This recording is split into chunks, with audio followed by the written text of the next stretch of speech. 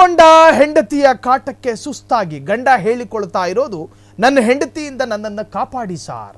Lover ಜೊತೆ ಸೇರಿಕೊಂಡು ಕೊಂದು ಬಿಡ್ತಾಳೆ ಸಾರ್, ನನ್ನ ಹೆಂಡ್ರಿಂದ ನನ್ನನ್ನು ಕಾಪಾಡಿ. ಹೇಳ್ತಿರೋದು ಗಂಡ ಅಲ್ಲ, ಹೆಂಡತಿ. ಹೆಂಡತಿಯ ಕಾಟದಿಂದ ಸಹಿಸಿಕೊಳ್ಳಲಾಗದೆ ಗಂಡ ಹೇಳ್ತಾ ಇರೋದು, ಲವರ್ ಜೊತೆ ಸೇರಿಕೊಂಡು ಕೊಂದು ಬಿಡ್ತಾಳೆ ಸಾರ್, ನನ್ನನ್ನು ಕಾಪಾಡಿ ಪ್ಲೀಸ್. ಎಂತಹ ಕಾಲಘಟ್ಟದಲ್ಲಿ ನಾವು ಬದುಕ್ತಾ ಇದ್ದೀವಿ. ಈಗಾಗಲೇ ನನ್ನ ಮೇಲೆ ಒಮ್ಮೆ ಅಟ್ಯಾಕ್ ಆಗಿದೆ. ಜಸ್ಟ್ ಮಿಸ್ಸು, ಸಾವಿನಿಂದ ತಪ್ಪಿಸಿಕೊಂಡೆ. ನನ್ನನ್ನು ನನ್ನ ಹೆಂಡತಿ ಬಿಡಲ್ಲ ಸರ್. ಮೀಸೆ ಇರೋ ಗಂಡನ ಮಾತಿದು. ಲವರ್ ಜೊತೆ ಸೇರ್ಕೊಂಡು ಮುಗಿಸ್ತಾಳೆ, ಕಾಪಾಡಿ. ಹೀಗಂತ ಮೊರೆ ಇಟ್ಟ ಪಾಪದ ಗಂಡ. ಆ ಪುಣ್ಯಾತ್ಮನ ನೋಡೋ ಕ್ಯೂರಿಯಾಸಿಟಿ ನನಗೂ ಇದೆ. ಸೋಷಿಯಲ್ ಮೀಡಿಯಾದಲ್ಲಿ ವಿಡಿಯೋ ಸಖತ್ ವೈರಲ್ ಆಗಿದೆ. ನನ್ನ ಹೆಂಡತಿಯಿಂದ ನನ್ನನ್ನು ಕಾಪಾಡಿ ಸಾರ್, ಲವರ್ ಜೊತೆ ಸೇರ್ಕೊಂಡು ನನ್ನನ್ನು ಮುಗಿಸ್ಬಿಡ್ತಾಳೆ.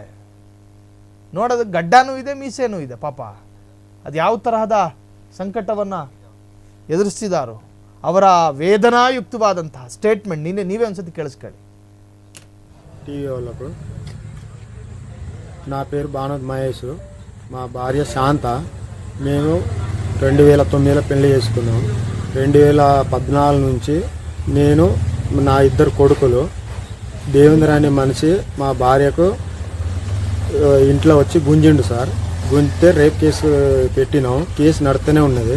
కేసు నడుతా అంటే మళ్ళా నేను బైక్ ఆడ పోతా అంటే మళ్ళీ ఆడ వచ్చి గుంజితే మళ్ళీ పెద్ద మనుషుల పోతే మళ్ళీ ఒక 20,000 దండగా తీసుకున్నారు ఆయన కాడ. ఆయన గుంజిన తర్వాత కూడా మళ్ళా పెద్ద మనుషుల తర్వాత అయిన తర్వాత మళ్ళీ మా భార్యకు చుట్టాలు పోయిన తర్వాత వచ్చి నేను ఒక్కనే ఉన్నా ఇంట్లో. మళ్ళా కత్తి పట్టుకొని వస్తే సార్ ఉన్నాడు, ఆ సార్ కూడా చెప్తే కేసు రాసిండు. కేసు రాస్తే ఆయనకు పంచాయతీ ఏం లేదు, ఈసారి ఏదో వదిలేస్తాను, పిల్లలు ఉన్నారు, నీ 2 పిల్లలు అని వదిలేసిండ్రు. అయితే మళ్ళీ సంవత్సరం తర్వాత మళ్ళీ మొన్న వినాయక చవితికి మా భార్య అన్నదానం పోతే అన్నదానం కాడ అందరూ టండ మొత్తం ఆడ డీజే ఉన్నారు, అందరూ ఆడ వచ్చి. ನಾನು ನನ್ನ ಹೆಂಡತಿ ಆರಂಭಿಕ ದಿನಗಳಲ್ಲಿ ಒಳ್ಳೆ ಸಂಸಾರ ಮಾಡಿದ್ವಿ. ಬರ್ಬರ್ತಾ ಆಕೆಯ ವರ್ತನೆಗಳು ಬದಲಾಯಿತು.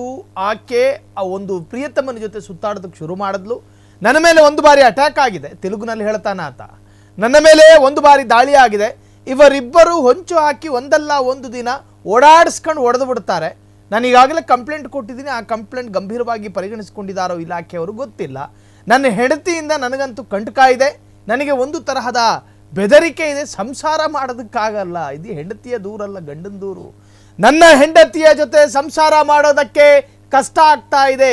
ನನ್ನ ಹೆಂಡತಿ ಮತ್ತು ಆ ಹೆಂಡತಿ ಇಟ್ಟುಕೊಂಡಿರುವ ಲವ್ವರ್ ಇಬ್ಬರು ಸೇರ್ಕೊಂಡು ಪ್ಲಾನ್ ಮಾಡ್ಕೊಂಡು ನನ್ನ ಮುಗಿಸ್ಬಿಡ್ತಾರೆ ಅಂತೇಳಿ ಕಣ್ಣೀರಿಡ್ತಿದ್ದಾನೆ ತೆಲುಗು ಗಂಡ.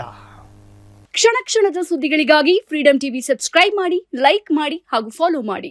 ಹೊಸ ಸುದ್ದಿಗಳ ನೋಟಿಫಿಕೇಶನ್ಗಾಗಿ ಬೆಲ್ ಐಕಾನ್ ಮೇಲೆ ಕ್ಲಿಕ್ ಮಾಡಿ.